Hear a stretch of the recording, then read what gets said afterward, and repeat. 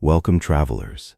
Tonight, as your body sinks into stillness, we will drift into a question that has puzzled thinkers for centuries. What is time? Not the ticking of clocks, not the changing of seasons, but time itself, the river we all float through, yet cannot grasp. Close your eyes. Let go of today. The world outside can wait. For now you're safe, you're here, and you're about to float into a dimension more invisible than space, yet more intimate than breath. Let us begin with a simple truth. The present moment, what we call now, does not exist in physics. Chapter 1. The illusion of the present in our daily lives now feels obvious. You're hearing these words now.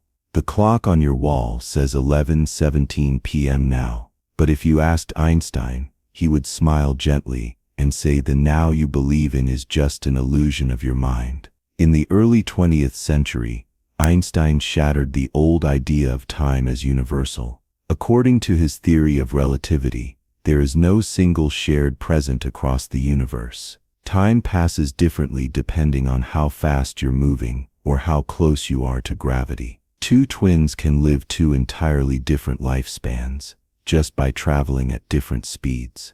Imagine this. You and I are standing still in a room. For you now is the sound of my voice. For me now is the rustle of your breath. But somewhere far away, on the edge of a distant galaxy, now might mean the end of a star's life. For another observer, the same now could be the birth of a new one. Our sense of simultaneous time, it's an illusion stitched together by the brain for convenience. And yet it feels real, doesn't it? Our brains create a unified present because it helps us survive. A predator's movement, a falling object, a friend's voice, we stitch these signals together into what feels like a seamless now.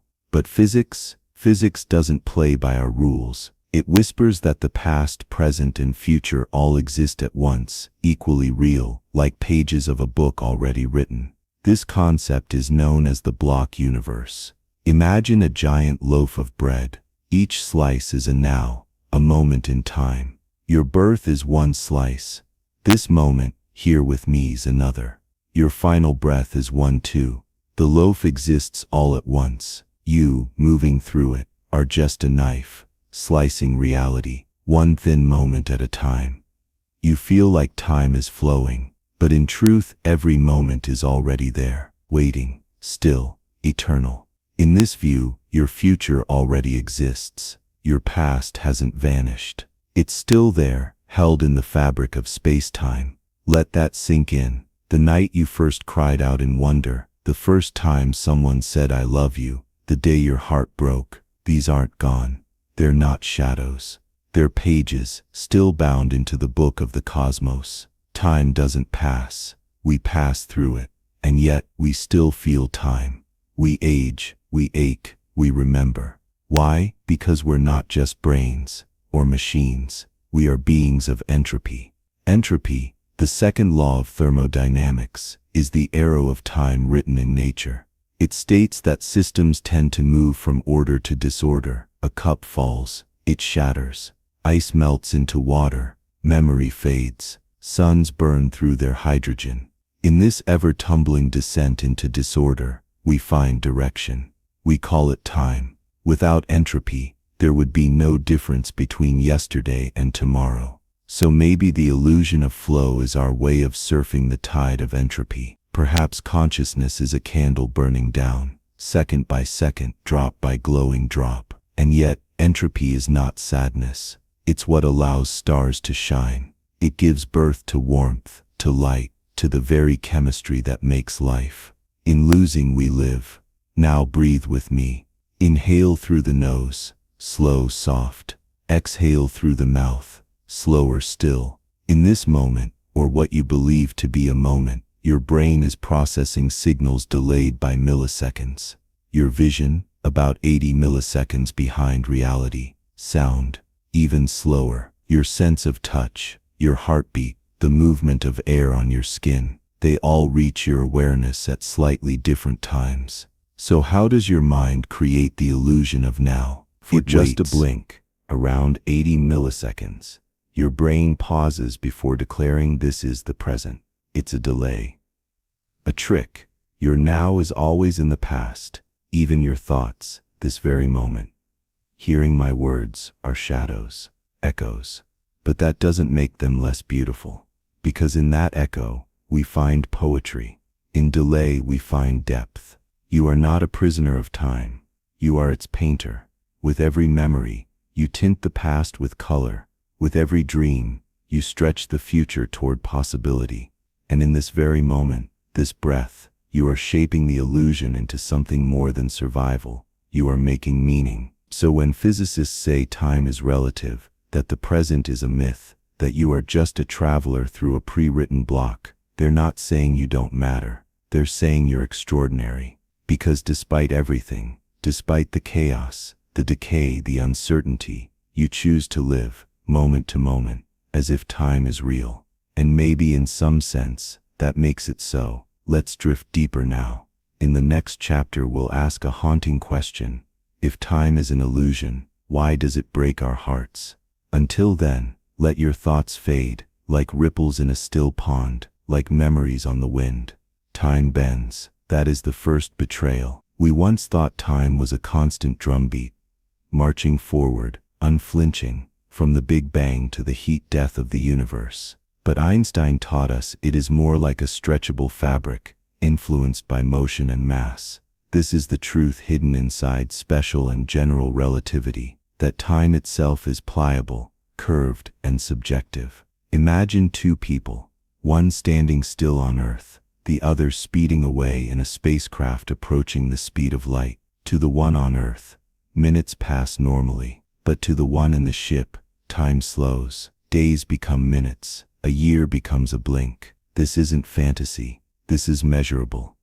Verified. It's called time dilation, and it tells us that there is no single shared now. From this alone, the idea of an absolute present collapses. If you and I are moving differently, if we are even located in different gravitational fields, our clocks do not agree. Satellites orbiting Earth, for example, must correct for time dilation just to make GPS work. Without that adjustment, your phone's navigation would be off by kilometers. Tiny differences in time become giant errors in reality. But the implications go beyond clocks and machines. They strike at the heart of our being. If there is no universal now, then what is the present? In physics, the block universe theory provides one possible answer. It imagines all of time, past, present, future, as a single four-dimensional structure, not a flowing river, but a frozen landscape. We move through it like a needle through fabric, slicing through what we call moments. But the fabric is already there, every thread, already woven. Every second of your life, your first breath, your last tear, exists in this structure, not as memory, as fact. We say time moves, but in the block universe, time does not move. We move, or more accurately, our consciousness does. Think of a film reel. Each frame exists, perfectly still, arranged in order. But only when the film is played do we perceive motion. The frames do not move. Our perception creates movement. The illusion of time's passage comes from the way we experience it, a trick of consciousness. Now pause, breathe, notice the rhythm of your chest. Inhale slowly, hold it, exhale even slower. That moment, that single breath, felt real, didn't it? But from a physicist's standpoint, it was no more real than your 5th birthday, or the day the sun will set on your final evening. They all exist in the same way, and you, the observer, simply experience one slice at a time. This is hard to accept, not just intellectually, but emotionally, because we are creatures of feeling, not equations. To us, the past feels fixed, the future feels uncertain, and the present feels sacred, alive, warm, filled with choice. But in physics, those are illusions, born of brain chemistry and neural delay. Yes, delay. When you see a flash of light, your brain doesn't react instantly. It waits, just a little, and during that pause, it gathers information from all your senses, aligns them, and then creates the illusion of now. That now is always slightly behind. Your conscious present is stitched together from fragments of the recent past. You live in a kind of echo. Scientists have even measured this window, about 80 milliseconds. That's how long your brain holds off, buffering sound,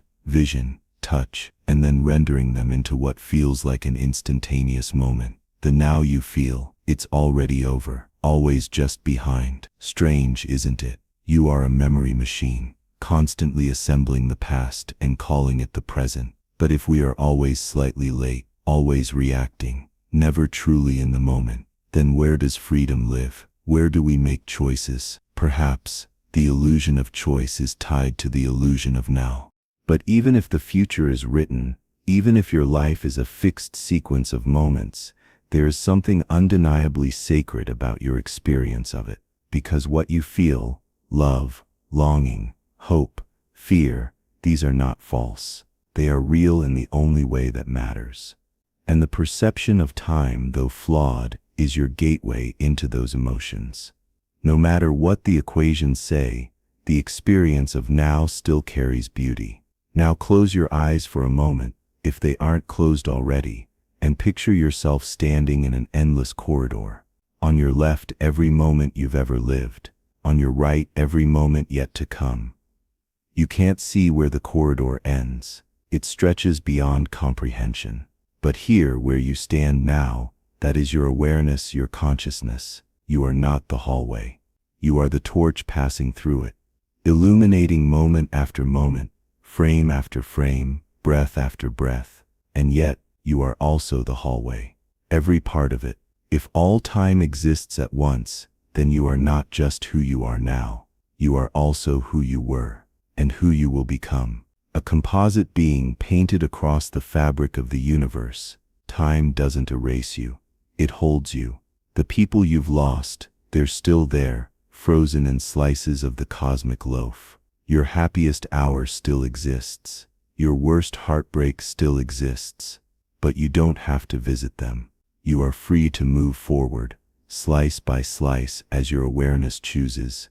And even if the book is written, you still read it one page at a time. That is the miracle of consciousness.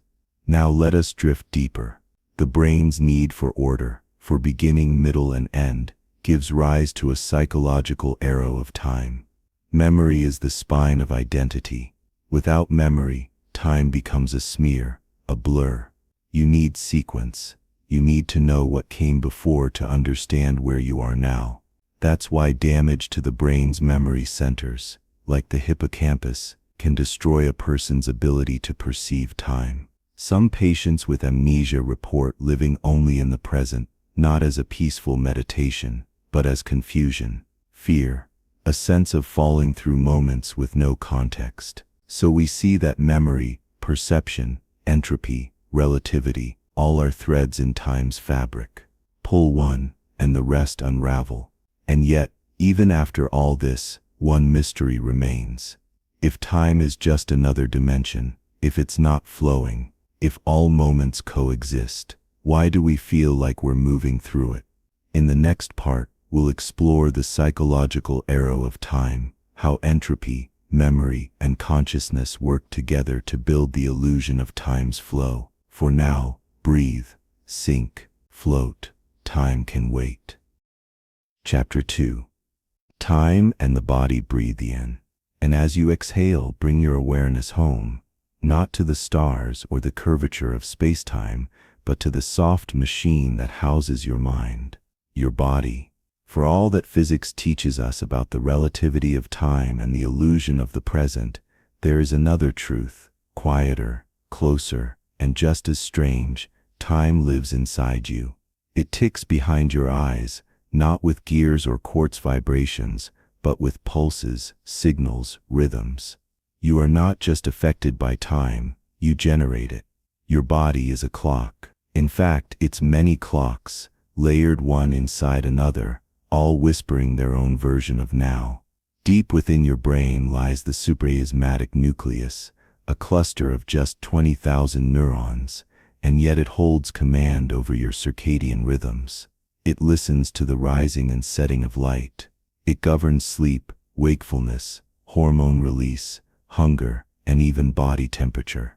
It's why you feel groggy before dawn, why your temperature dips at night, why you start to feel tired, not by chance, but by schedule, a biological schedule.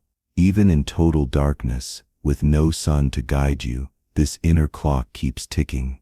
Experiments show that people sealed in caves with no access to time cues still live in a rhythm, one slightly longer than 24 hours. This natural drift suggests your sense of time is both external and internal, tuned by the world, but driven from within. Yet this clock is not perfect. Jet lag breaks it.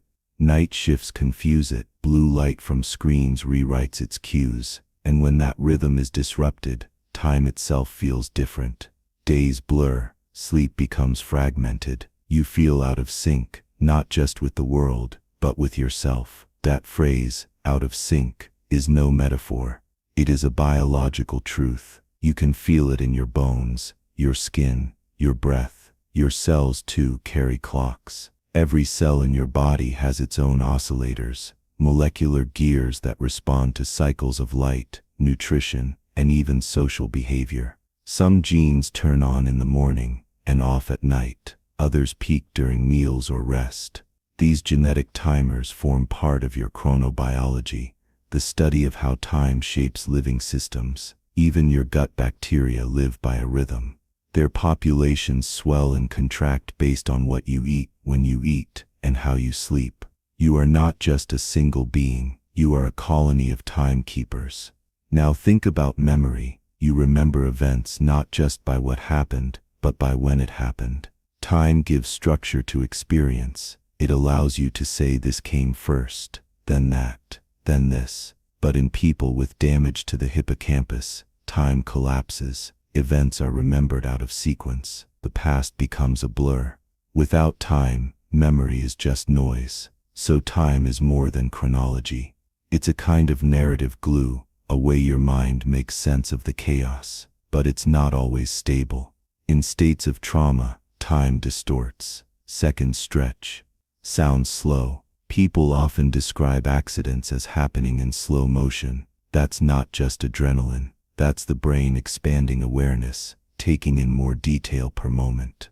The clock hasn't changed. You have. Conversely, in deep depression, time can feel frozen. Days drag.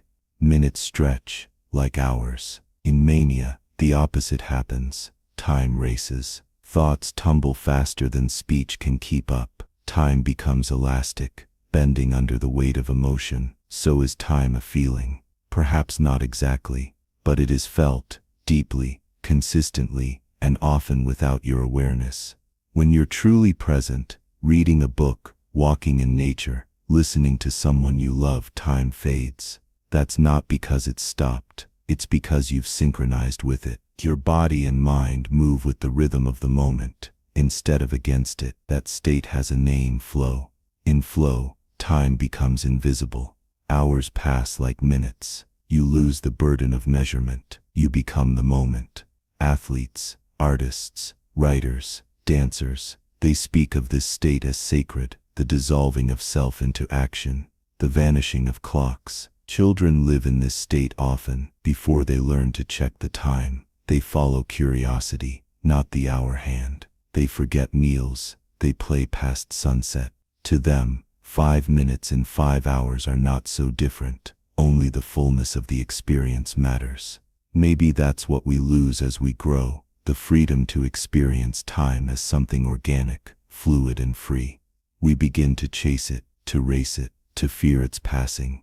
But what if we could return? What if, instead of asking what time is it, we asked what rhythm am I in? Are you aligned with your breath, your hunger, your need for rest? Are you listening to the inner clock, or only the outer one?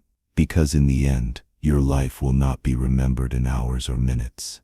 It will be remembered in moments. The way light filtered through your window one morning. The way laughter felt in your chest on a summer night. The quiet of someone's hand in yours. These are not seconds. They are stories. Markers in a time that is yours alone. So tonight, as you drift towards sleep, don't fight the ticking. Sync with it. Feel your breath. Feel your pulse. Feel the slow ancient clocks ticking behind your ribs. You are not late. You are not early. You are exactly when you need to be. Let time fold around you like a blanket. Let your body lead the way. And if you wake in the night, disoriented, restless, listen again for the rhythm beneath the surface. The sigh of your lungs, the distant hum of digestion, the tiny pulses behind your ears. You are not drifting alone. You are not lost in time. You are kept by it, not the artificial ticks of a clock, but the biological orchestra of your own being. This is the time your ancestors knew, the rhythm of sun and sleep, hunger and harvest, waking and dreaming. Long before minutes were carved into metal hands, time was sensed in breath and heartbeat. Let yourself remember it. And when morning comes, don't reach for the clock. Reach for stillness. Let your body tell you what hour it is. Let your rhythm be enough. And yet, even as your body sings in its own tempo, there is another system deep inside you, more ancient, more hidden. The epigenetic clock. Unlike your conscious sense of time, this clock doesn't care about schedules. It doesn't care whether you were late to a meeting or early to a flight. It listens instead to your cells, to how they wear down, divide, and renew. This biological timekeeper doesn't tick, it accumulates. Every year the instructions inside your cells, your DNA, acquire tiny chemical changes called methylation markers. They act like molecular bookmarks, slowly changing how your genes express themselves. And over time these bookmarks become a record of your aging. Scientists can now estimate a person's biological age by reading these patterns, a kind of cellular timestamp that may tell us more than the date on our birth certificate. And here's what they've discovered. Not everyone ages at the same rate. Some people's bodies move faster through time. Others drift more slowly. And this rate isn't fixed. It responds to lifestyle, stress, trauma, sleep, joy, even loneliness. When you feel out of time emotionally, your body may be accelerating biologically. Isn't that remarkable? You can grow older from heartbreak. You can delay aging through connection, rest, and purpose. Time, it seems, is not just counted. It is felt, and that feeling leaves fingerprints deep in your cells. So the next time you say, "I feel older today," you might be speaking a deeper truth than you realize. But this also means that time is not entirely out of your hands. You cannot stop it, but you can shape your experience of it. You can move in harmony or in resistance. You can treat your inner clocks not as tyrants, but as partners. Partners that need rest. Partners that respond to light, to rhythm, to laughter, to love. Even something as simple as consistent sleep, going to bed, and waking at the same time, has been shown to reduce the risk of disease, depression, and premature aging. Not because the hours themselves are magical, but because they restore synchrony between your internal clocks. You are not just a traveler through time. You are a choir of rhythms, trying every day to sing in tune. And so tonight, listen closely. Your body remembers things you've forgotten. It knows how to heal. It knows how to rest. It knows how to wait. Let it guide you now. Let it slow your breath. Let it whisper, "You are safe. You are held. You are in time, not against it." Let sleep take you gently, not as a pause, but as a return to the rhythm that has always lived within you. Chapter 3. The paradoxes of time. Time appears orderly. It marches forward. It organizes the cosmos. It splits the day into sun and shadow. But beneath its calm surface lie contradictions, impossible questions, strange loops and paradoxes that fracture logic itself. This chapter is a descent into those paradoxes, not to solve them, but to feel them, to sit beside them, to dream their edges. Let us begin with the grandfather paradox. It's simple and unsettling. If you could travel back in time and prevent your grandfather from meeting your grandmother, what happens to you? You would never be born, and if you were never born, then you could never have gone back. But if you didn't go back, your grandfather would meet your grandmother, and you would be born. Around and around it goes. This contradiction is not just a philosophical puzzle, it exposes a deep tension between time travel and causality. In our world, causes come before effects, but if time can loop, that order breaks. This leads us to another paradox, the bootstrap paradox. Imagine a scientist who builds a time machine. One day, a stranger appears at her door and hands her a detailed blueprint, the instructions for that very machine. She builds it, and years later, she travels back and hands the plans to her younger self. Where did the blueprint come from? It wasn't invented. It wasn't discovered. It exists in a loop, with no origin, no creation, only repetition. Can something exist without a beginning? In the realm of time loops, apparently yes, and yet these ideas aren't confined to science fiction. Physics entertains them too. Solutions to Einstein's field equations, the same ones that describe gravity, time, and space, allow for structures known as closed time-like curves. These are paths through space-time that loop back onto themselves. If such a path could be traveled, you could arrive back at your own past. Are these just mathematical quirks? Perhaps, but there are physicists who take them seriously. Kip Thorne, one of the world's leading experts on general relativity, once studied how wormholes, theoretical tunnels through space-time, could become time machines under very specific conditions.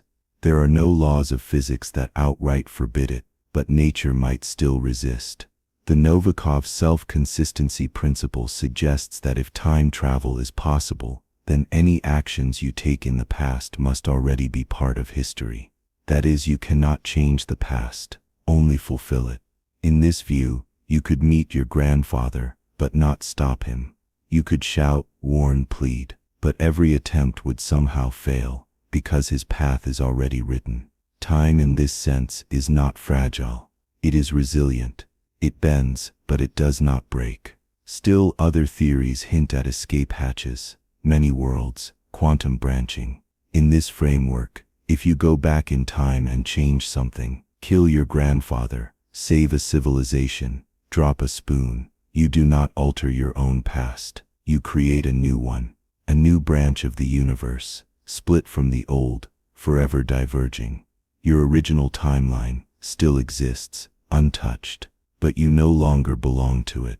You are a ghost in another version of the world, and perhaps someone else is a ghost in yours. Now close your eyes for a moment, and imagine time not as a line, but as a vast tree, each choice a fork, each fork a future.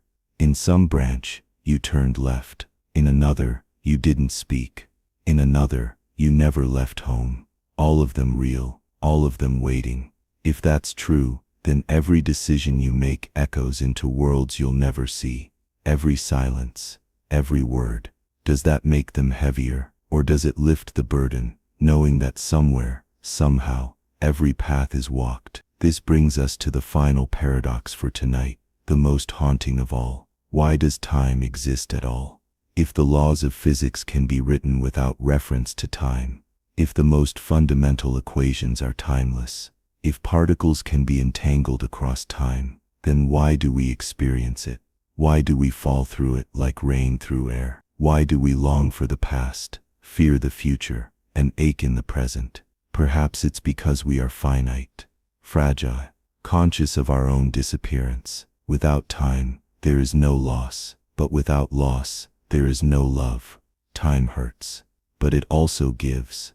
It gives you a beginning, it gives you a middle, and someday, it will give you an end. But tonight, in this chapter, you are safe.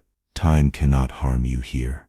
Its paradoxes are not threats. They are lullabies, strange looping lullabies that echo in the dark, so let them play. And as they do, feel the edge of reason soften, feel the burden of logic dissolve. Let the loops close quietly. You are not lost, you are not out of time, you are simply somewhere inside it. And that is enough. You are not lost, you are not out of time, you are simply somewhere inside it. And that is enough.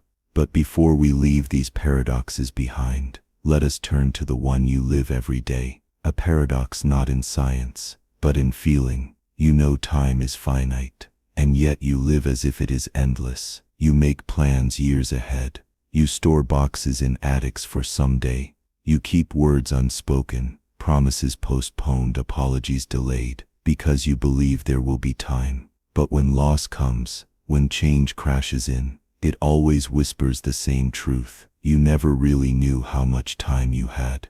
This is not a flaw in you. It is part of the paradox, because to live fully requires forgetting the clock. To love deeply requires ignoring the countdown. To be human is to balance between urgency and illusion, to build sandcastles as the tide creeps in. That is time's cruelest paradox. You must pretend it doesn't end in order to truly live. Think of the people you love. How many of them will you see tomorrow? How many more nights will you lie beside the one you sleep next to now? How many times will you hear your parents' voices? These numbers are finite, but if you counted them every day, your joy would fracture beneath the weight of knowing, and so the paradox protects you. It softens the truth just enough for life to feel breathable. Still, sometimes it breaks through, in hospital rooms, at funerals, in moments of silence too large for your hands. Time collapses, it screams, and suddenly everything is measured in finalities: the last look, the last breath, the last goodbye. In those moments, the illusion of infinite time falls away, and yet somehow, after the tears, after the silence, you live on. You carry them in memory, and memory defies time, because time can take people, it can take places, but it cannot erase meaning. Your past lives within you, not as dust, but as presence. Moments return when you smell a certain spice, when you hear a certain laugh, when you wake from a dream you didn't know you still carried. Time cannot contain these fragments. They slip through it. They bloom in defiance of chronology. This too is a paradox, that even though time moves forward relentlessly, your love moves in every direction, forward, backward, and inward, against all logic. And maybe that's what makes you timeless, not because you escaped time, but because your heart never obeyed it. So tonight, as you close your eyes, let these paradoxes rest with you. Don't try to solve them. Don't try to untangle them. Just know that within you is a space wide enough to hold contradiction, a mind that walks straight lines while dreaming in circles, a heart that forgets the hour to remember what matters. Let that be your lullaby. Let it hold you now. Chapter 4. The Edge of Forever Picture.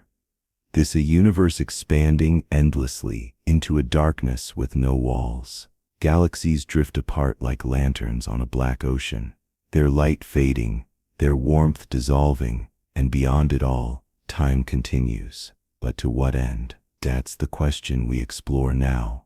What happens to time in the distant future of the cosmos? We've spoken of time as relative, psychological, biological, but now we ask about its destiny. What happens when the stars go out? When the clocks grow cold? To answer this, we must return to the beginning. Nearly 14 billion years ago, the universe was born in a searing moment we call the Big Bang. Not an explosion in space, but an expansion of space itself. From that single instant, time emerged. Before it, there was no before. Time and space are twins, born together, intertwined forever. Since then, the universe has been growing. Galaxies are not flying through space. Space itself is stretching between them, and with each passing second, the distance between things increases. But what does that mean for time? It means that time is tied to change, and change is governed by energy, by heat, by motion, by gravity, and slowly, inevitably, the universe is running out. Entropy again. All things tend toward equilibrium, from your coffee cooling to stars burning out. In the beginning, everything was hot and dense and active, but now stars are aging, galaxies are drifting, black holes are eating, and in the farthest future, it all ends in silence. This is the idea of heat death, a universe in perfect balance, and thus utterly still. No temperature differences, no usable energy, no events, and if nothing can happen, if no change can occur, then what becomes of time? Time does not stop, but it becomes meaningless. It loses its markers, its rhythm, its consequence. In that far-off future, there will be no more clocks, no cycles, no pulse, just expansion, just distance, just darkness. Now breathe, imagine that stillness, not as death, but as quiet, a deep cosmic exhale that never ends. But the path there is long. First, the stars must die, and they will. In about 100 trillion years, all main sequence stars, like our sun, will exhaust their hydrogen. Some will explode, others will collapse. Some will fade into white dwarfs, then cool into cold black remnants. Black dwarfs. These black dwarfs won't shine. They won't burn. They'll just sit, slowly radiating their remaining heat into space. And after a near eternity, even those will decay. By then, black holes will be the last rulers of the cosmos. Silent, massive, invisible. But they too are not eternal. According to Stephen Hawking's theory, black holes slowly evaporate through a process called Hawking radiation, a faint whisper of particles leaking from their edges. Over quadrillions of years, one by one, they will vanish. And when the last one disappears, there will be no stars, no light, no mass, only particles scattered thinly through space, and the black canvas that holds them. This is the thermal equilibrium of the universe, the coldest, quietest, slowest moment in time. But is that truly the end? Not necessarily. Some theories suggest that quantum fluctuations, tiny random events, might still occur. Given enough time, even entire new universes could spontaneously emerge from the vacuum. These are called Boltzmann universes, born from chaos. In that view, time never ends. It simply waits endlessly for the next beginning. But others argue that time itself will unravel, that without events to distinguish before from after, time will fade. It will become indistinct, a directionless fog, no tick, no talk, just stillness. And yet here you are, listening, breathing, alive. This moment, this very one, is happening before all that. You are not floating in the far future. You are not a speck in entropy's graveyard. You are here, on a small blue planet, while the stars still shine, while warmth still exists, while time still dances. You are, by every definition, living in the most active and miraculous period of the universe's life. You are here, while time still matters. So what will you do with that? Because even if the universe grows cold, even if the galaxies drift apart,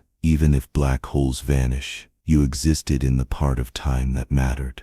The part where meaning could be made, where love could be shared, where beauty could be seen. You are the witness. You are the flame. You are the brief, bright miracle that time made possible. So hold it gently, because even forever ends.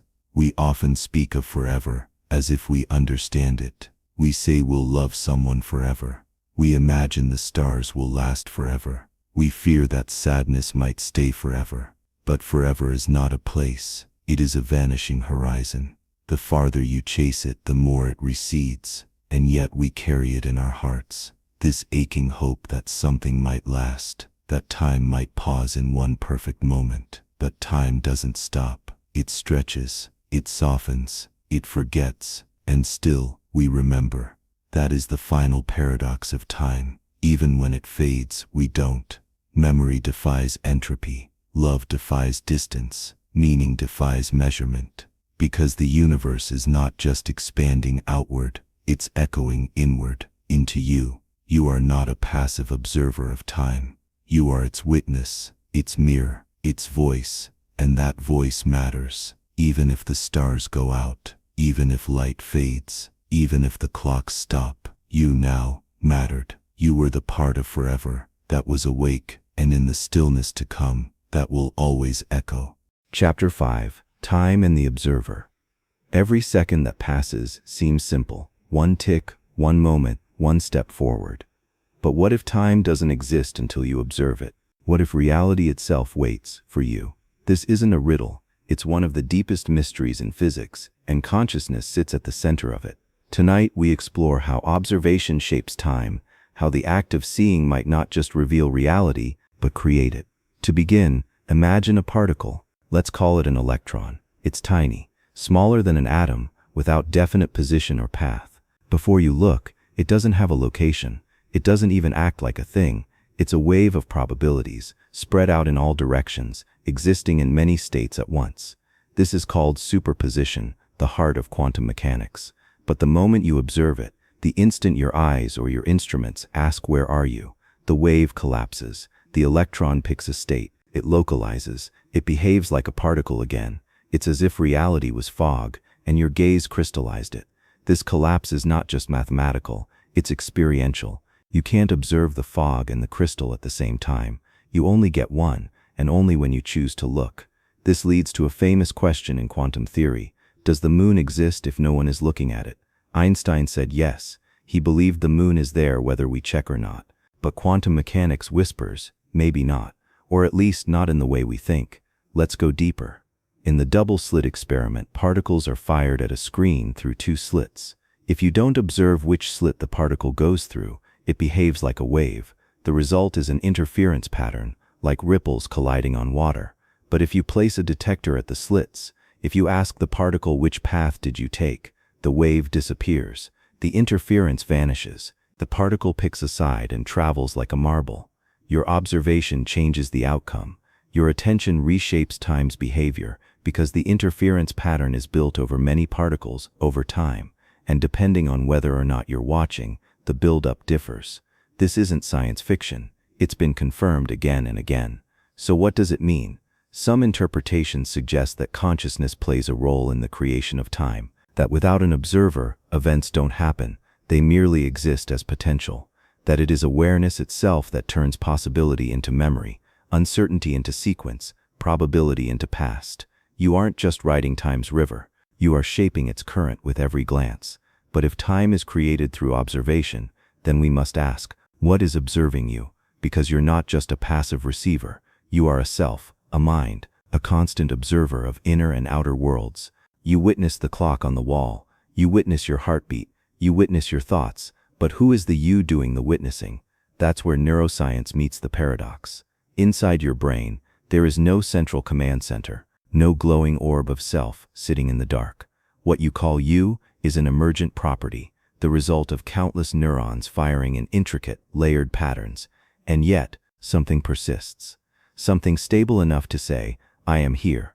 When we sleep, the sense of time dissolves. Minutes stretch into dreams. Hours pass in the blink of an eye, but when we wake, we return to the thread.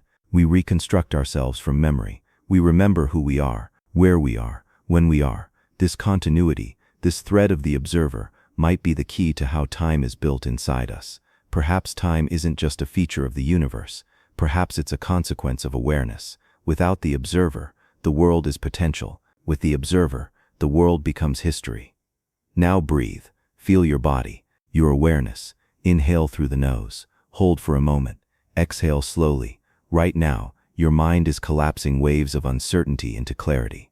You are choosing what to notice, what to feel, what to remember. And in doing so, you are carving a path through time. That carving, that active participation in reality, is not passive. It is sacred. It means your life is not just a sequence of seconds handed to you. It is a canvas you're painting in real time. Which brings us to another question. If you change your perception, can you change your experience of time? Studies show that mindfulness, the act of sustained present observation, alters the sense of time passing.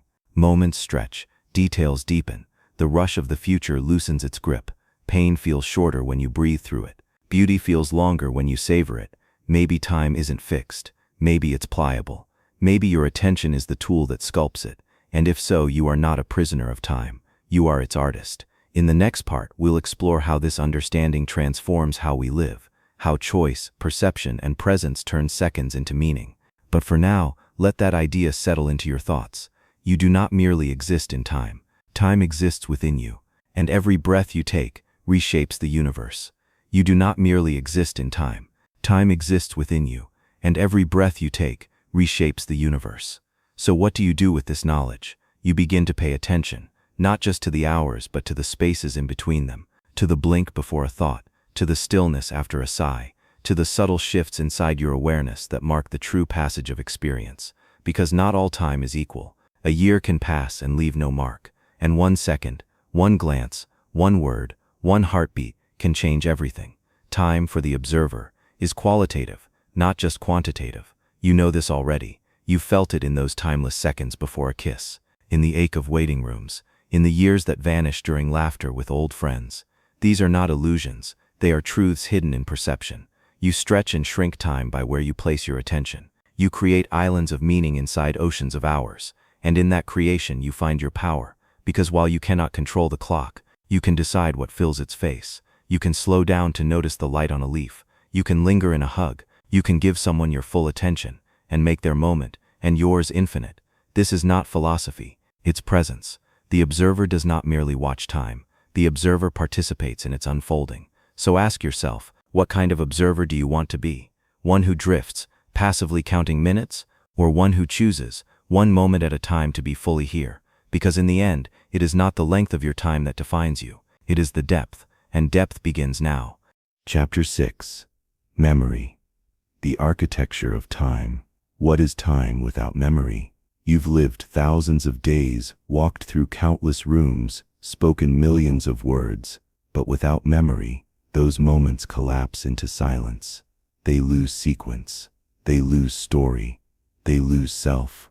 Tonight we enter the mind's hidden clock, the strange, flickering space where time becomes identity, where memory builds the illusion of continuity, where you become you. Close your eyes and imagine your first memory. Not your earliest birthday, or a photo you've seen many times, but the first moment you ever truly recall. Maybe it's a face, a light, the sound of a voice calling your name. That memory is your anchor, your oldest timestamp, your beginning. But even that is uncertain. Science tells us that many of our earliest memories are reconstructions, guesses, patched together by emotion, repetition, and suggestion. The brain is not a camera. It doesn't record with fidelity. It edits, overwrites, compresses. It chooses what to keep and what to erase. Yet somehow, those fragments become your foundation. You string them together into a timeline. You narrate your life as a coherent story. You say, this happened, and then that. I was there. I felt that. I remember. But if the memories are faulty, is the self an illusion? Not quite. Because memory is not about perfect records. It's about meaning. You remember not what was most accurate, but what was most important. Your brain prioritizes emotion, peaks of joy, valleys of grief, bursts of surprise. These moments leave chemical signatures. They etch themselves deeper into your neural pathways. That's why you forget the days that were the same and hold on to the ones that changed you. So in a way, time inside the mind is sculpted by intensity. A boring year can pass in a blink. A painful moment can feel eternal. This is subjective time, the inner rhythm of awareness, and memory is its architect. Your hippocampus, a seahorse-shaped structure in your brain, encodes and retrieves your episodic memories. It is the stage manager of your inner chronology, but it doesn't work alone. The amygdala attaches emotional weight. The prefrontal cortex weaves memories into logic and language. The parietal lobe helps place them in space. It takes a whole brain to remember a single day. And still, memories change. Each time you recall an event, you alter it. You paint over it with the brush of the present. You aren't remembering the original moment. You're remembering the last time you remembered it. This is called reconsolidation, and it means your past is a living thing, shifting slightly every time you touch it. That might sound terrifying, but it's also a gift. It means you can heal. You can revisit pain with new wisdom. You can reframe shame with compassion. You can take moments of fear and anchor them in safety. In this way, memory is not just a record, it's a tool for transformation. It allows time to be reinterpreted.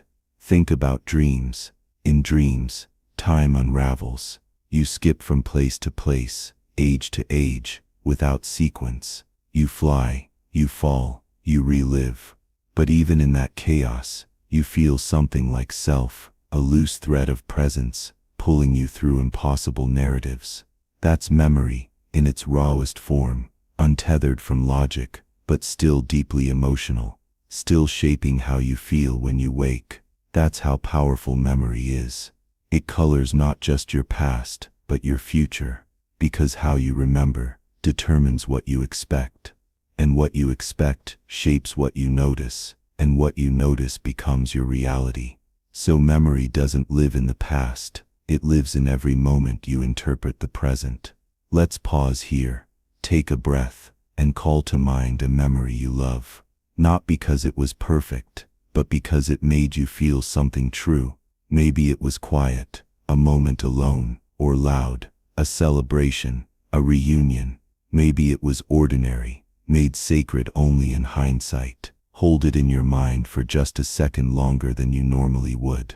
Let it stretch. Notice how time bends when you do that. How one moment can expand, fill the room, warm the air. This is not a trick, it's the truth. Time, in the mind, is elastic, and memory is the hand that shapes it. In the next part, we'll explore how memory can be sharpened, softened, even implanted, and how that changes what we believe about truth, identity, and time itself. But for now, rest in the knowledge that you are not made of minutes, you are made of moments, and they are yours to keep. You are made of moments, and they are yours to keep. But what if someone could give you a memory you never lived? What if you could remember a childhood you never had, a love you never felt, a fear that was never real? It's not science fiction, it's neuroscience. Studies show that the brain can be tricked into remembering things that never happened. Not just vague impressions, but full, vivid, emotional memories. In one experiment, researchers told participants a story about being lost in a mall as a child. At first, most denied it, but after a few suggestions, fabricated photos, and some gentle nudging, many began to remember it happening. They cried, they recalled smells, they described the clothing they wore. The event never occurred, but the emotion was real, the fear was real, the memory, in terms of neural activity, was indistinguishable from a real one. This phenomenon is known as the false memory effect, and it reveals something profound. Memory is not about truth, it is about coherence. Your brain doesn't care if something actually happened. It cares whether it fits the story of who you are. If a memory feels plausible, emotional, and meaningful, it becomes real, even if it's fiction. That can be dangerous. It's how eyewitness accounts fail. It's how trauma is misfiled. It's how we believe things, because we feel them, not because we check. But it can also be healing. Therapists sometimes help clients rewrite traumatic memories, not by lying, but by reframing, by imagining the adult self, comforting the child self, by planting empathy where there was once only fear. And when this is done carefully, the past changes shape, not in history, but in you. And if time is felt through memory, then this healing alters time itself, at least in the only way that matters, the way it lives in your mind. But the strangeness doesn't stop there. There are cases where people lose memory altogether, not just names or facts, but their very timeline, their narrative. Retrograde amnesia can wipe years away. In more severe forms, the person wakes up without any sense of who they are. Their body remains, their voice, their habits, their gestures still intact, but the thread is gone. And what's remarkable is this: given time, the mind often builds a new thread, a new narrative, a new self, different from the old, but no less real. That's because identity isn't fixed, it's fluid, and memory is the water that shapes it. You are not one unbroken story. You are a collection of versions, each shaped by the memories you've kept and the ones you've lost. This is why aging can feel like time speeding up. Children experience time slowly because they are constantly forming new memories. Everything is unfamiliar, vivid, fresh, but adults often move through similar days, with similar routines. The brain stops encoding every detail, and time compresses. The year was full, but it feels short. So to make time feel slower again, you don't need to change the clock. You need to change your attention. Do new things. Notice the details. Mark the moment. Tell yourself, this matters, because that's what memory listens for, the whisper of meaning. And when it hears it, it leaves a mark. You can leave those marks on others too. Think of the last time someone remembered something about you, a small thing you said, a gesture, a laugh. They held it, carried it, echoed it back. That's how memory passes between us. It's how time becomes shared. Your memories are not just internal, they ripple outward. You change someone's timeline when you care enough to remember. So tonight, before sleep takes you, think of one memory you'd like to keep. Not a grand achievement, not a headline, just a moment that felt honest, real, yours. Hold it gently. Breathe into it. Let it settle like a stone at the bottom of a river, unmoved by the current. Because you are not here to remember everything. You are here to remember what matters, and in doing so, you give time meaning. Chapter 7. Time in Dreams. Close your eyes and imagine you're floating.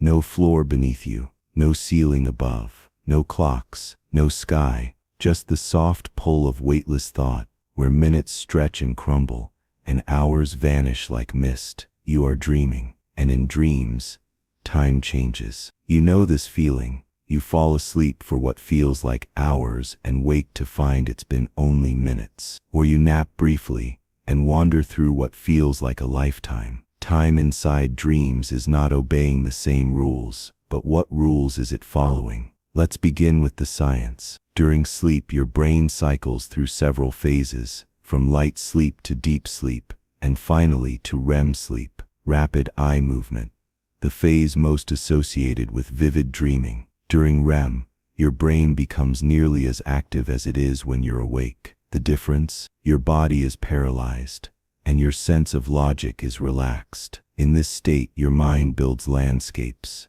characters, narratives. It stitches together memory fragments, feelings, wishes, and fears. It creates stories that feel real until they don't. But time in these stories is strange. Experiments have shown that the subjective experience of time in dreams can be both compressed and expanded. Dream researchers have asked lucid dreamers to perform actions like counting to 10 or walking a short distance while dreaming. They've discovered that time inside dreams doesn't flow at a fixed rate. Sometimes it matches waking time, other times it wildly diverges. A moment can feel eternal. An entire journey can unfold in seconds. Or you may spend hours in a dream and wake up to find barely a few minutes have passed. This disconnection between clock time and dream time reveals a truth. Time is perception, and in dreams, perception is free. Unbound by sensory input,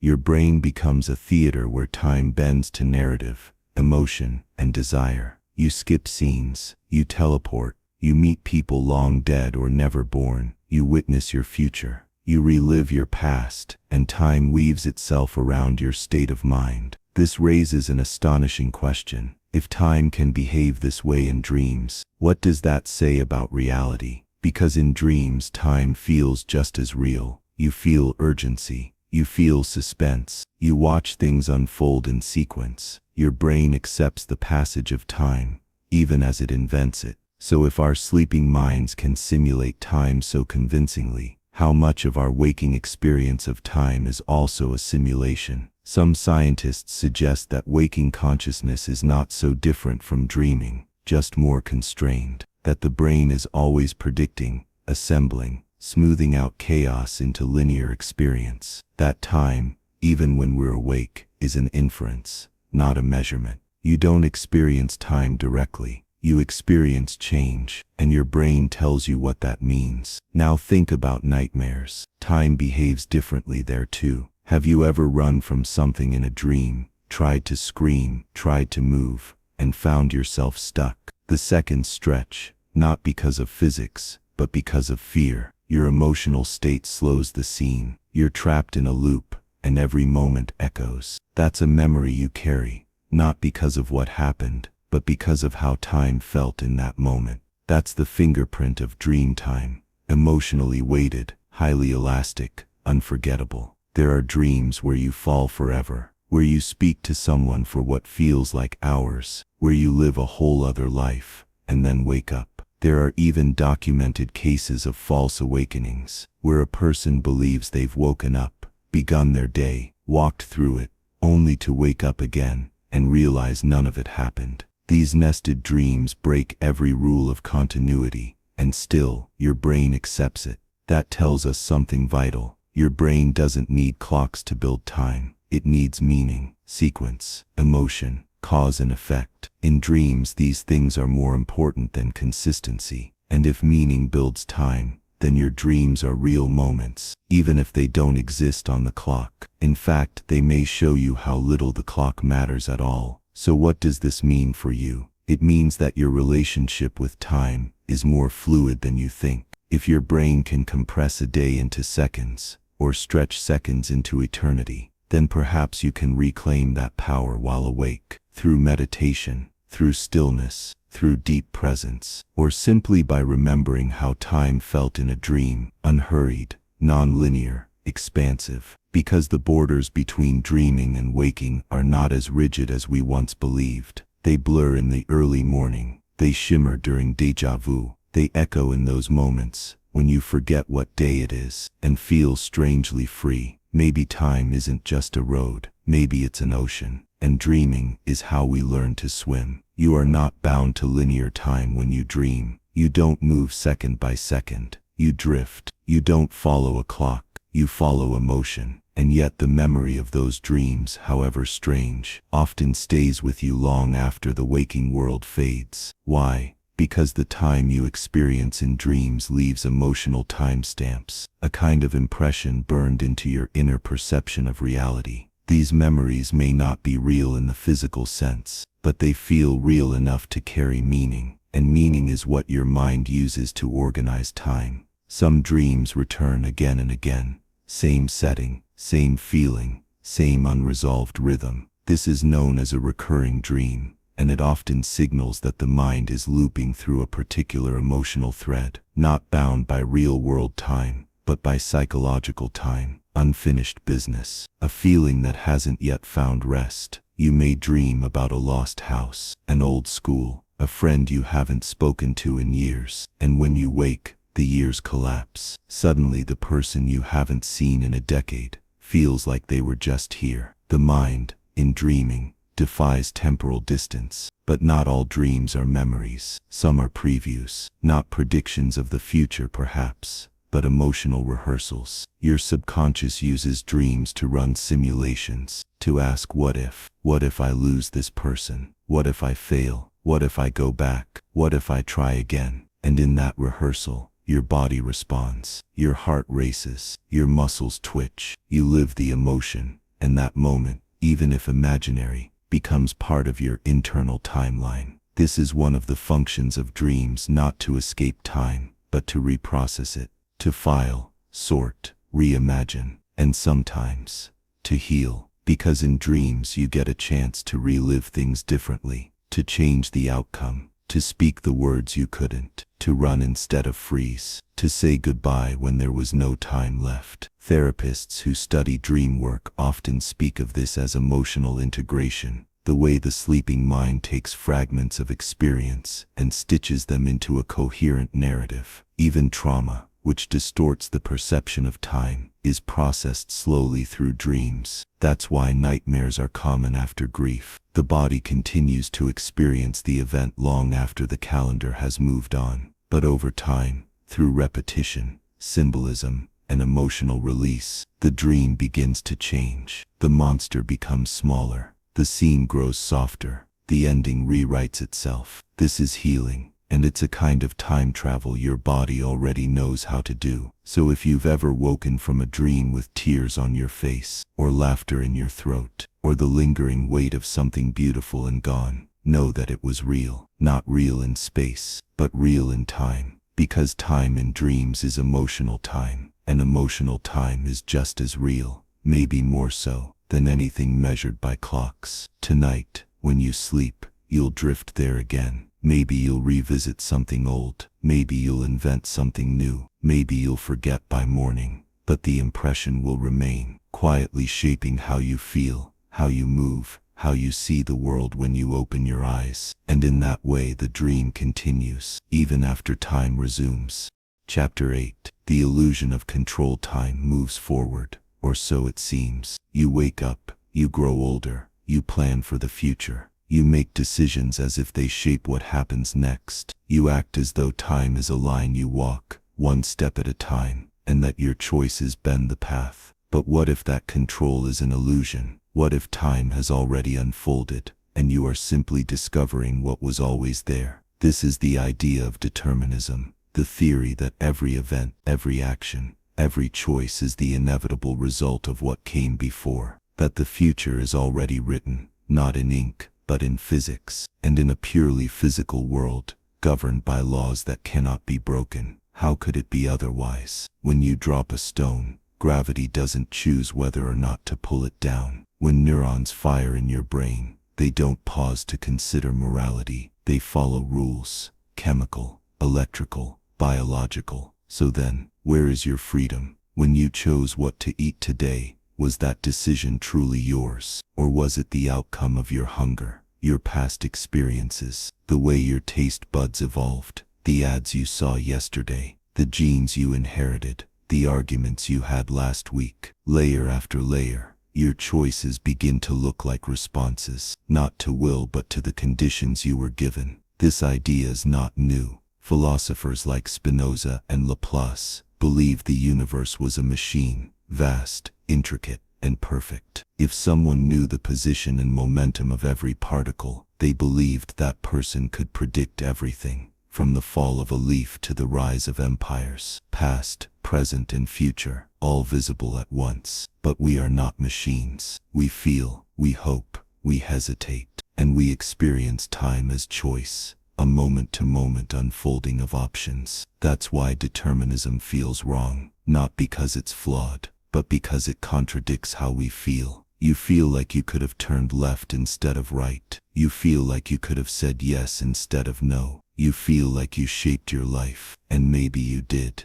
because alongside determinism, there is another theory, compatibilism, the idea that free will and determinism can coexist, that your choices can be both caused and still be meaningful. It's like reading a book. The words on the last page are already printed, but as you turn the pages, you still experience surprise, suspense, emotion. You still make sense of the story as it happens. Your engagement gives the book its power, even though the ending never changed. Life, in this view, is not a blank canvas. It's a map. You didn't choose the mountains, but you choose how to climb. Now breathe. Think of a time you made a decision that changed everything. Moving to a new city, saying I love you, walking away. At that moment it felt like you could have done otherwise. And maybe that feeling is the most important thing, because even if the outcome was always going to happen, you still had to live it. You still had to decide.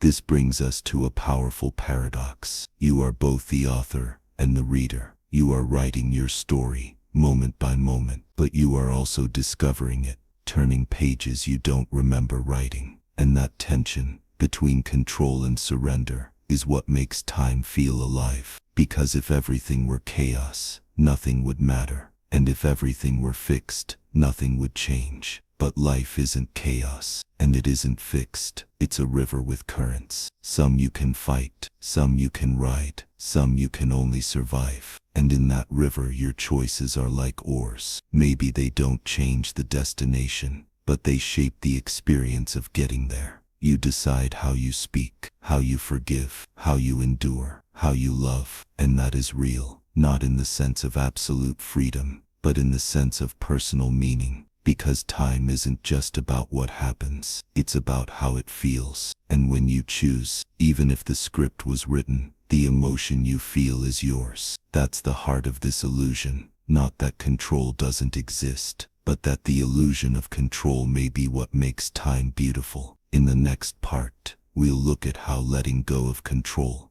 Truly surrendering can change your experience of time itself, not as a limitation, but as a kind of grace. Letting go of control doesn't mean giving up. It means understanding where your influence ends and where acceptance begins, because time will move, no matter what you do. People will leave, bodies will change, clocks will tick. You can fight that, or you can breathe into it. When you stop clenching every second, when you loosen your grip on what should have happened, or what might happen next, you make space. Space to feel, to respond, to be present. That's when time softens. That's when a moment becomes enough. You may not control the current, but you can choose how deeply you feel the water. You can decide whether to flail or float. And when you float, you begin to notice more. The warmth of light on your skin, the quiet between words, the steady rhythm of your own breath. This isn't surrender to fate, it's a return to rhythm. And in that rhythm, time feels less like a threat and more like a companion. But what about the hard moments? What about the losses, the failures, the regrets? Are we meant to simply let go of those too? Not exactly. Surrender doesn't mean forgetting. It means releasing your grip on how things should have been and opening yourself to what still can be.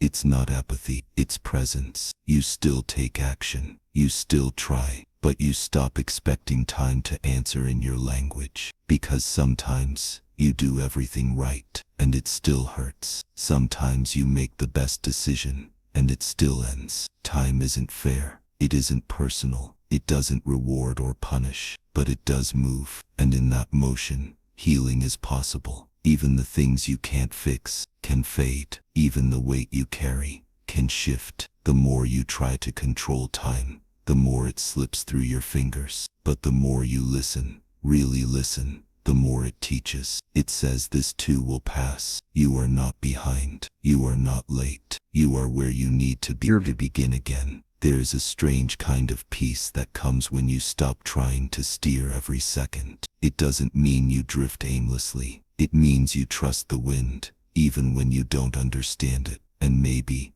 just maybe, time is wiser than we think. It's not your enemy. It's not your master. It's not even your test. It's your mirror. And when you stop fighting your reflection, you finally see yourself. Chapter 9. The speed of time. Time is supposed to move at a constant pace. 1 second, then another. But you already know, it doesn't always feel that way. Sometimes a single minute stretches forever. Sometimes entire years vanish in a blink. Tonight we explore why time speeds up and why it slows down. Because this chapter isn't about clocks. It's about perception and the hidden forces that bend your experience of time without you even realizing it. Let's begin with the most familiar one, age. When you were a child, summers felt endless. A week felt like forever. Waiting for a birthday or holiday stretched into what seemed like entire eras of anticipation. But as you grew older, those same stretches of time began to pass more quickly, almost alarmingly so. Why? One theory is proportionality. When you're 5 years old, 1 year is 20% of your life. When you're 50, it's just 2%. So each year feels smaller in the context of your entire experience. The more life you've lived, the thinner each new slice of time becomes. But that's not the whole story. The real reason time speeds up as you age is novelty. When your brain encounters new experiences, it pays more attention. It creates more detailed memories, more neural pathways, more emotional contrast, and that depth makes time feel fuller. This is why childhood feels long. It's a flood of firsts. First bike, first snowfall. But as routine sets in, as your days become structured and similar, the brain stops logging as much detail. Time seems to pass more quickly, because you're recording less of it. This doesn't mean your life is less meaningful, but it does mean the days blur together more easily. You might find yourself asking, where did the month go? Was that really a year ago? That is the sensation of time speeding up, and it's reversible. When you break your routine, When you travel, learn something new, meet new people, you force your brain to pay attention again. You increase the density of memory. You thicken time. A single week in a new country can feel longer than a month at home. A deep conversation with someone new can stretch a single evening into something timeless. So if time feels like it's racing, the answer is not more time. It's more presence. But novelty isn't the only force that affects the speed of time. Emotion has a powerful role. Fear slows time. You felt it in car accidents, during a fall, in moments of danger. Time seems to slow, details sharpen, the world becomes high definition. This isn't a trick. It's your brain entering a hyper-attentive state. You're recording more data per second. Your clock hasn't changed, but your experience has. The opposite happens during joy, laughter, dancing, connection. These things make time vanish. You forget to check the hour. You become the moment. Pain stretches time. Love makes it dissolve. Even boredom affects time. Staring at a wall for 5 minutes can feel like an eternity. But when you look back on the day, those same minutes barely register. That's because your brain didn't bother encoding much. The more meaningless the moment, the less time it seems to take in memory. This is the paradox. What feels long while it's happening often feels short in hindsight, and what passes quickly in the moment can expand when remembered. Think of the last time you did something thrilling. In the moment it may have flown by, but when you recall it now, it feels like a rich, extended experience. Your memory is your true timeline. So if you want life to feel longer, not in minutes but in meaning, you must fill it with moments worth remembering. And that takes intention. But there's another factor, attention itself. The more focused you are, the slower time feels. Monks in meditation, athletes in flow, musicians in performance, all describe a stretching of time. Not because they slowed the clock, but because they entered deep awareness. Each breath, each note, each motion becomes vivid. Time becomes rich. This is called temporal dilation. And it's not mystical, it's measurable. When you're immersed, your brain processes more of the moment, and more processing feels like more time. The same thing happens when you're anxious, but for different reasons. Anxiety causes your attention to fragment. You scan the future, you scan your body, you become hyper-aware of what might happen. That rush of inputs distorts your internal clock. And trauma breaks time completely. Some survivors say they feel stuck in a moment, even years later. That's not metaphor. It's how the brain has stored the event, not as a memory, but as a living experience, still unfinished, still repeating. In therapy, helping someone reclaim time means helping them resequence that event, helping them reassign it to the past instead of reliving it endlessly in the present. That's how deep the speed of time goes. It's not just a feeling. It's a language your brain uses to decide what matters. So if time feels too fast, slow down. If it feels too slow, fill it. If it feels broken, listen. Because time as you experience it is not the tick of a machine. It's the rhythm of your attention, the weight of your emotion, the imprint of your memory. And the beauty of that is this: you don't have to change your schedule. You just have to change the way you notice. In the next part, we'll explore how you can actively reshape your experience of time, not by controlling it, but by partnering with it. But for now, take a breath. This minute is yours. Time speeds up when you stop paying attention. That's the simplest truth behind a life that feels like it's racing. You wake up, work, scroll, repeat, and before you know it, another week has vanished. But when you bring awareness to the moment, real awareness, time begins to thicken. Seconds stretch, moments deepen, life slows. You don't need a sabbatical. You don't need to move to a cabin in the woods. You just need to notice. Notice the sound of your footsteps. Notice the way sunlight hits your floor at noon. Notice how someone's laugh makes your chest feel lighter. These are the markers your brain uses to track time. They are the difference between a blur and a memory. Because here's the truth: time is not remembered in units. It's remembered in details. You don't recall a day because of how many hours it had. You recall it because of what stood out. That moment of stillness, that sudden rain, that one sentence someone said that stayed with you all year. Those are memories' timestamps, and the more of them you create, the longer time feels, not on a clock, but in your life. So how do you stretch time? You stretch it by doing things that break the script. Walk a different route home. Eat with your non-dominant hand. Call someone you haven't spoken to in years. Sit somewhere without your phone and watch the world breathe. When you interrupt routine, your brain wakes up. It logs new information. It lays down new neural tracks. Time expands. And then there's rhythm. Your body has natural rhythms. Your breath, your heartbeat, your sleep cycles. When you align with them, time feels smooth. But when you fight them, when you override rest, skip meals, ignore fatigue, time becomes a blur. You lose track. You lose clarity. You lose depth. That's why rest isn't wasted time. It's memory-making time. It's awareness-building time. It's where the speed of life slows down enough for you to hear yourself again. And maybe that's the most important part, because speeding time isn't just about lost minutes. It's about losing yourself in the blur. So tonight, take back one moment. Close your eyes. Breathe once, slowly. Let the day rewind in your mind, not in panic, but in presence. What did you notice today? What did you feel? What stood out?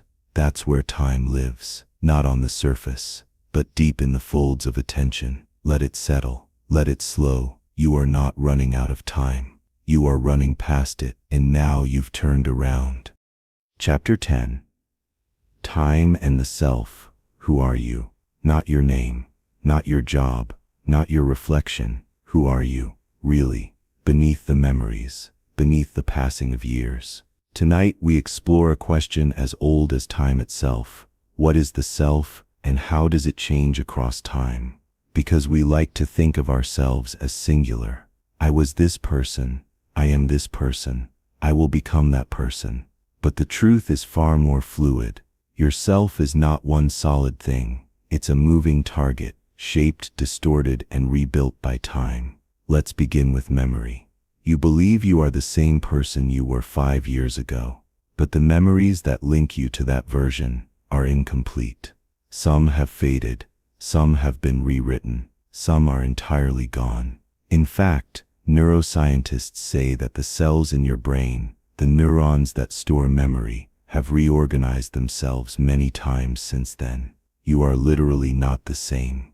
So why do you feel continuous? Because your brain is a master storyteller. It constructs a thread of identity using fragments. It fills in the blanks. It edits, smooths, and invents when needed. This narrative is your autobiographical self, the version of you that makes sense across time. But it's not fixed. It's fragile. It's stitched together from scattered moments. If a person suffers amnesia, the self as they know it can vanish. Even personality traits can shift. Behavior can change. A different version of them emerges. Same body, different identity. So the self is tied to memory, but it's also tied to projection. You don't just remember the past.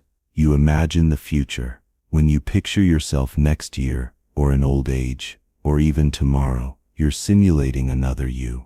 And that simulation is often flawed. Studies show we tend to see our future selves as strangers, people who will inherit our actions but don't quite feel like us.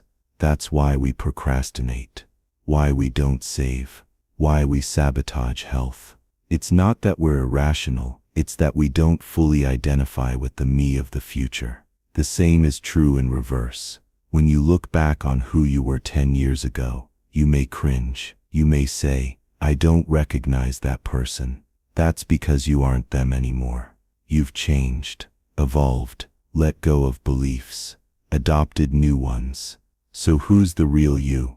The child, the teen, the version that lived through heartbreak, the version that rebuilt after loss. They're all real, and none are final. That's the paradox.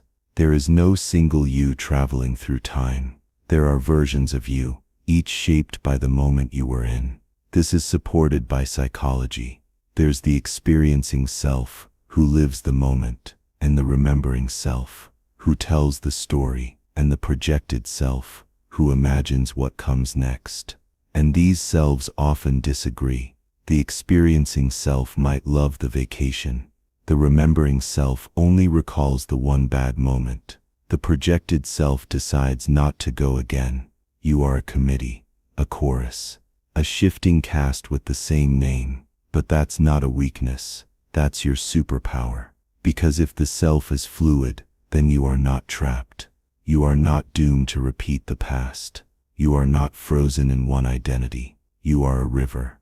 And time is both the current and the mirror. So how do you know who you are now?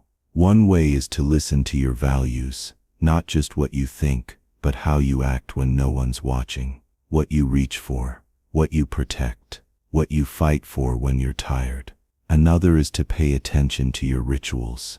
The things you repeat, brushing your teeth, checking your phone, saying goodnight. These are the quiet architecture of selfhood. Even your voice, your posture, your gait, these are time-stamped versions of you, shaped by years of repetition. But all of it can change. And it does.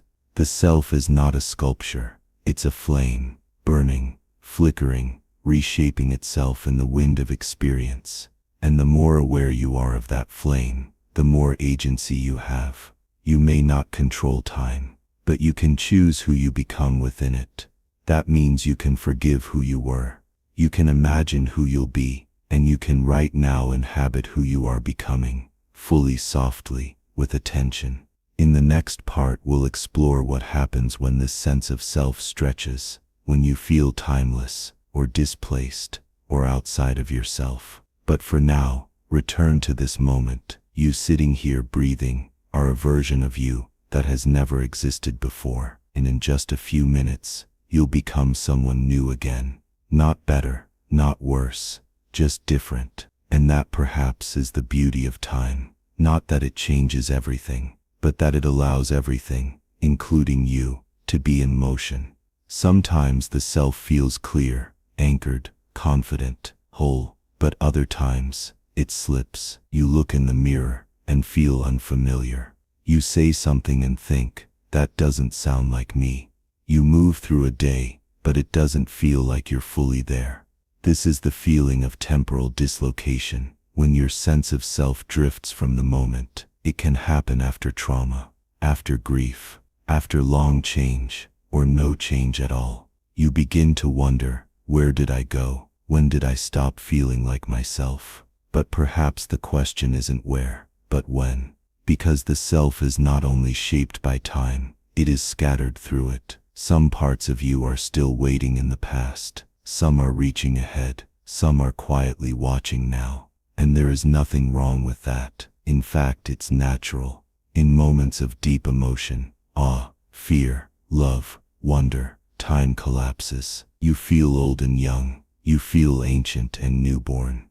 You feel all yourselves gathered together, watching from different angles. That is what makes us so deeply human. We carry memory, dream, and breath all at once. So if you feel lost, if you feel unlike yourself, try this.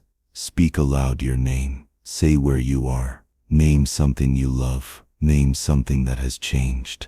Then take a breath and say, this is me for now, not forever, not the only version, but real, enough, present, because you are never one self. You are a sequence of selves, learning how to live inside the same skin, and time is not your enemy. It is your witness, your editor, your chorus, and each new moment is a chance to meet yourself again.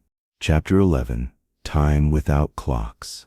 Before there were calendars, before ticking hands and digital digits, before sunrise was measured in hours and moons were counted in months, there was only the sky and the body and the moment. Tonight we explore time not as a number, but as a feeling, a rhythm, a cycle, a breath. We explore what it means to experience time without clocks, because once that was the only time that existed. Imagine living in a world without schedules, no alarms, no appointments, no seconds or minutes. The day unfolds with the sky, and your pace aligns with the warmth of light, the sound of birds, the growl of hunger.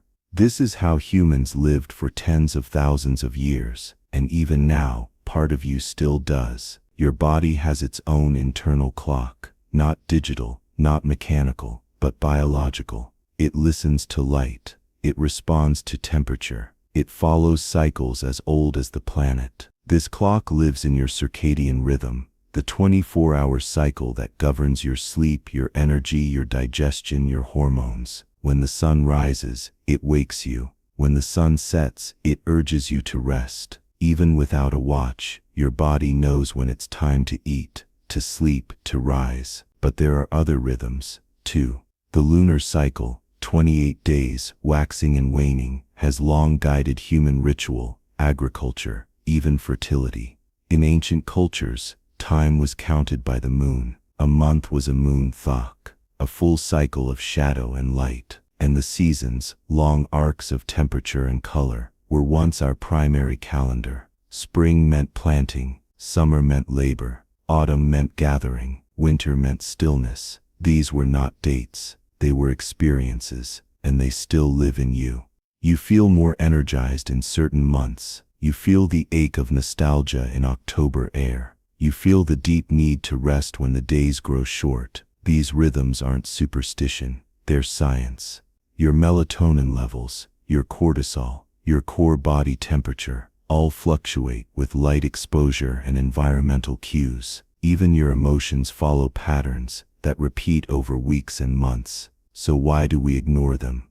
Why do we confine ourselves to the rigidity of mechanical time? A clock can be a tool, but it can also be a cage. It tells you when to wake, not when you're ready. It tells you when to eat, not when you're hungry. It tells you what matters, based on deadlines, schedules, alarms, instead of listening to your own inner signals. But you weren't born to obey digits. You were born to tune in, to rise with energy, to eat with presence, to rest when tired, to move when called. This isn't laziness, it's alignment, because when you live by the clock, you often fall out of sync with your body. You wake with an alarm while your brain is still in deep sleep. You push through meals, ignore fatigue, sit in fluorescent light for hours. You lose the felt sense of time, the rhythms that tell you how you truly are. And over time this disconnection adds up. You feel scattered, rushed,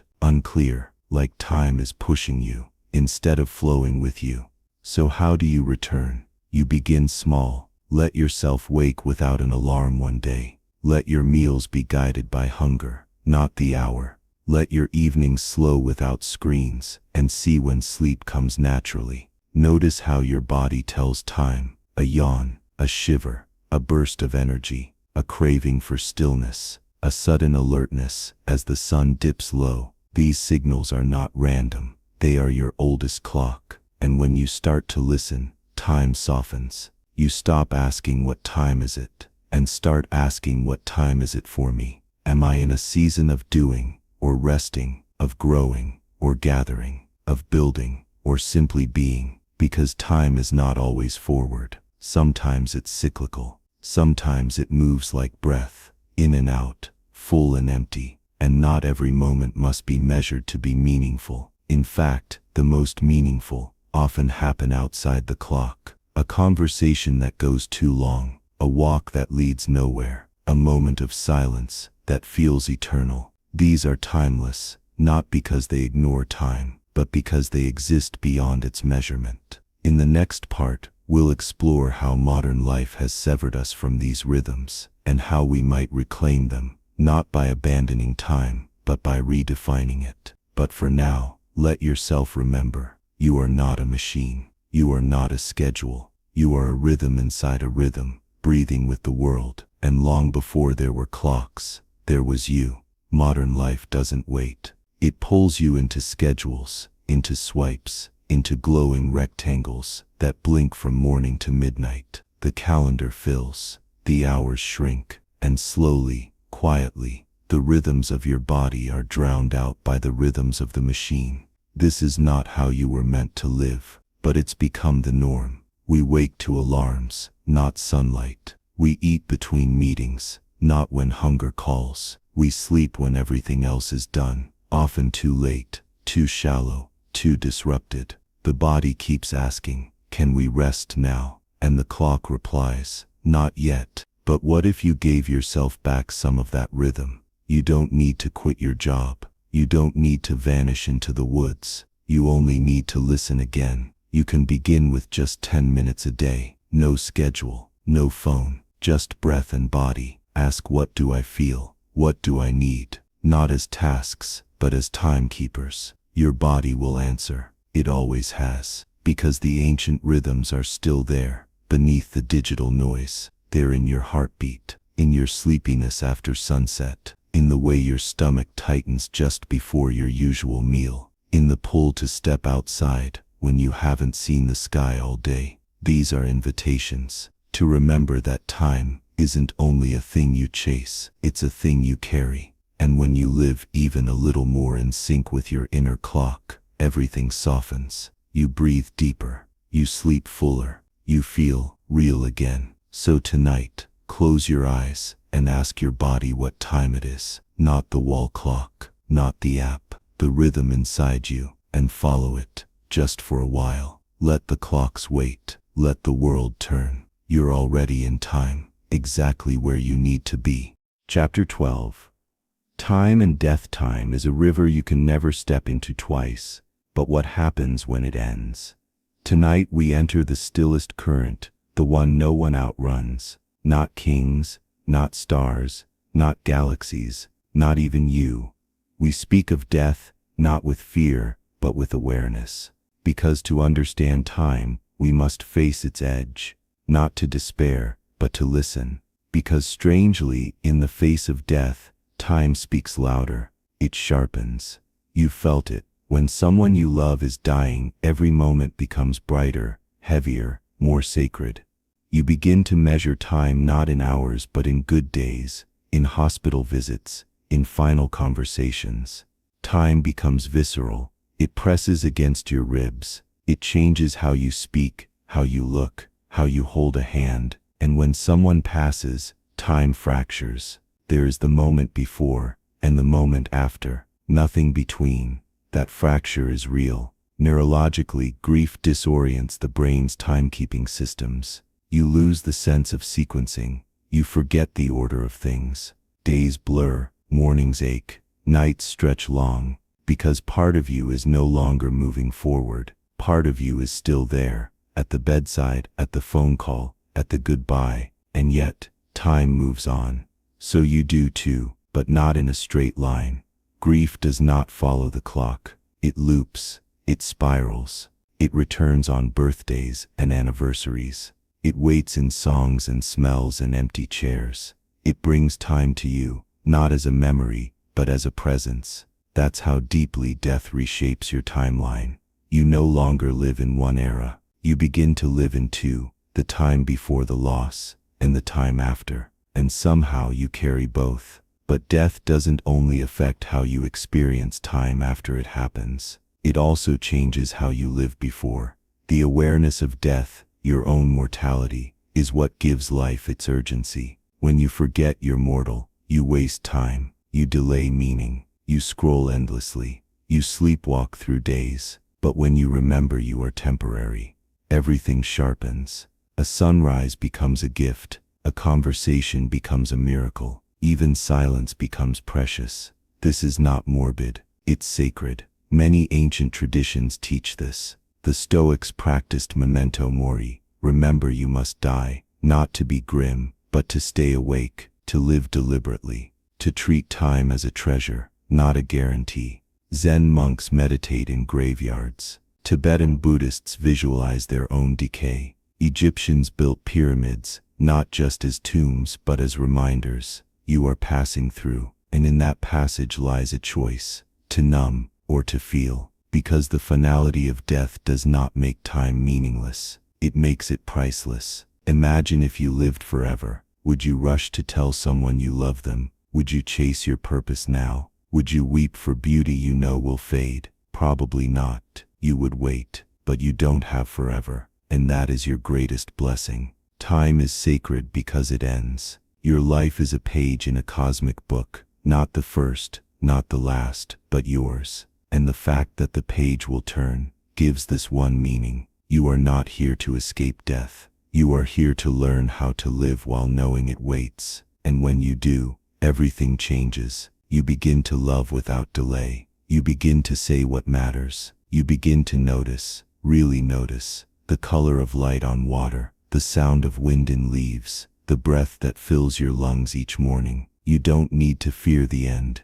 because the end is what gives the middle its fire. In the next part, we'll explore what different cultures and thinkers have believed happens after time, when the body ends, but something else may continue. But for now, let this truth settle. You are temporary, and that makes you infinite. In urgency, in feeling, in the impact you leave behind. You are a candle that knows it will burn out, and still, you shine. What happens when time ends? Not for a day, not for a chapter, but completely. Many have asked, none have returned with certainty, and yet across cultures, across millennia, we've imagined the edge of time, not as silence, but as something. For some, it's a place, heaven, paradise, another realm, a continuation, without pain, without clocks. For others, it's a return, to earth, to life, to the cycle, rebirth, reincarnation, a new self, shaped by old actions. And for many it is nothing, not darkness, not suffering, just nothing, no time, no self, no thought.